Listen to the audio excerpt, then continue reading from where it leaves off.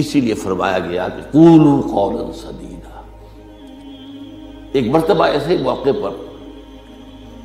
حضرت معاذ بن جبل رضی اللہ تعالی عنہ، ان سے ہم پوری طرح متعارف ہو چکے ہیں، ایک بڑی طویل حدیث ان کی ہم پڑھ چکے ہیں، ان کے سامنے یہی بات آئی تو انہوں نے حیرت سے کہا کہ حضور، کیا جو کچھ ہم باتیں کرتے رہتے اس پر بھی ہمارا مواخذہ ہوگا؟ فرمایا شغلت کا امک ہے ہاں معاذ، یہ بڑے پیار بھرے انداز کی بات ہوتی ہے، اے معاذ تمہیں تمہاری ماں روئے، یہ وہاں کا محاورہ تھا جو بہت ہی اپنائیت والی بات ہوگی، اس میں ملامت کا ایک انداز۔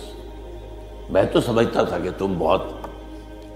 دین کا فہم رکھنے والے ہو۔ اس کے بعد آپ نے فرمایا لوگوں کو جہنم میں منہ کے بل گرانے والی چیز سب سے زیادہ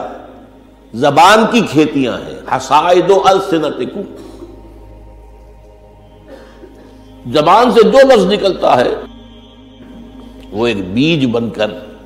آخرت کی سرزمین میں بویا جاتا ہے۔ اب اگر برا ہے تو کانٹے دار پودا اس سے نکلے گا، جھاڑ جھکاڑ، اور یہ تمہیں جا کر پھر کاٹنا ہوگا قیامت کے اندر۔ حصائد اس کو کہتے ہیں کھیتی کا کاٹنا نہیں ہوتا، حب الحصید۔ دو قسم کی نباتات زمین پر ہیں، ایک تو وہ جو پودا اور درخت موجود رہتا ہے، پھل آپ اتار لیتے ہیں، اگلے سال پھر پھل آ گیا، پودا وہی کا وہی ہے، اور ایک وہ فصل ہوتی ہے گندم کی ہے، چاول کی ہے، گنے کی، وہ آپ نے کاٹ لی، اس کو کہتے ہیں حصید۔ حصائد السنتکم، تمہارے زبانوں کی بوئی ہوئی جو کھیتیاں ہیں، سب سے بڑھ کر جہنم میں گرانے والی شے وہ ہے۔ اسی میں بلکہ ایک ذرا اور حدیث بھی ہے، ذرا اس میں حیا کا پہلو مانے ہوتا ہے بیان کرنے میں، لیکن حدیث نبوی ہے، حکمت کا بہت بڑا خزانہ ہے۔ آپ نے فرمایا مسلمانوں مجھے تم دو باتوں کی ضمانت دے دو کہ تمہارے دو عضو جو بہت ہی چھوٹے چھوٹے سے، ان کا غلط استعمال نہیں ہوگا، جنت کی ضمانت میں دیتا ہوں۔ اب دیکھیے کوئی 2 من وزن ہے، 1.5 من ہے، 2 من سے بھی زائد ہے، اب اس میں 2 عضو ہیں، ایک زبان اور ایک شرمگاہ، ان 2 کی ضمانت مجھے دے دو کہ ان کا غلط استعمال نہیں ہوگا۔ باقی پورا جسم جو ہے، اس کی جو بھی حرکات و سکنات ہیں، ان کی گویا کہ میں ضمانت دیتا ہوں کہ اول تو وہ ٹھیک ہی ہو جائیں گے، وہ غلط کام کریں گے نہیں، جیسے کہ ابھی آیت میں ہم نے دیکھا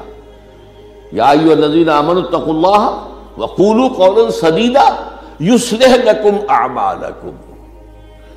یہ کلام جو ہے شرطیہ ہے، اگر تم یہ کرو گے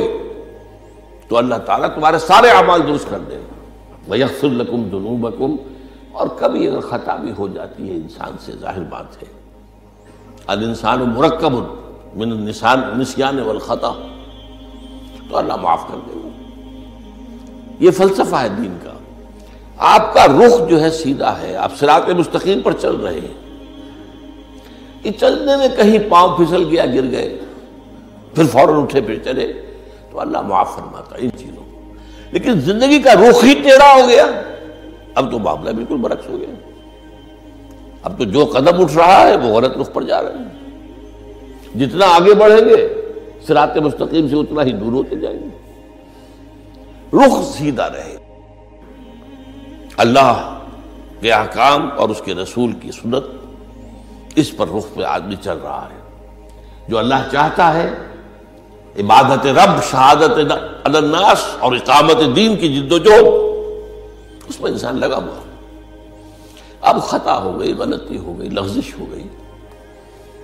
کیونکہ مجھے یاد ہے آج تک اپنا ایک واقعہ میڈیکل کالج کے 5th ایئر کا،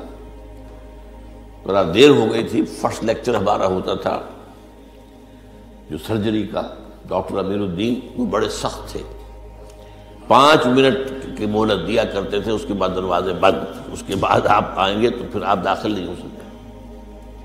تو میں تیز چل رہا تھا، بارش ہوئی تھی، سائیکل پر تھا، سائیکل پھسلی میں گرا، گرتے ہی بجلی کے مانند اٹھا، مجھے آج بھی یاد ہے کہ میں حیران ہوا کہ میں جب اٹھ چکا تھا تو مجھے معلوم ہوا کہ میں گرا تھا۔ یہ ایک کیفیت ہوتی ہے کہ آدمی جو ہے، ایک یہ ہے کہ گرا ہے تو پڑا ہے وہاں پر، تو ایک تو یہ ہے کہ گناہ کے اوپر ڈیرا لگا لیا جائے، ایک یہ ہے کہ گناہ ہو گئے فوراً اٹھے، جس کو سورہ نساء میں کہا گیا ہے ثم یتوبون من قریب، فوری طور پر اگر توبہ کر لیں تو اللہ تعالیٰ لازماً انما التوبۃ علی اللہ للذین یعملون السیئات ثم یتوبون من قریب، کوئی گناہ تو ہو گیا، خطا تو ہو گئی، فوراً توبہ کر لیں، اللہ تعالیٰ صاف کر لے گا فوراً۔ اللہ نے اپنے ذمے لیا ہے، اپنے اوپر لازم کر لیا ہے۔ تو اس اعتبار سے حضور نے فرمایا کہ یہ دو اعضاء ہیں، ان کی ضمانت مجھے دے دو کہ ان کا استعمال غلط نہیں ہوگا تو جنت کی ضمانت مجھ سے لے لو۔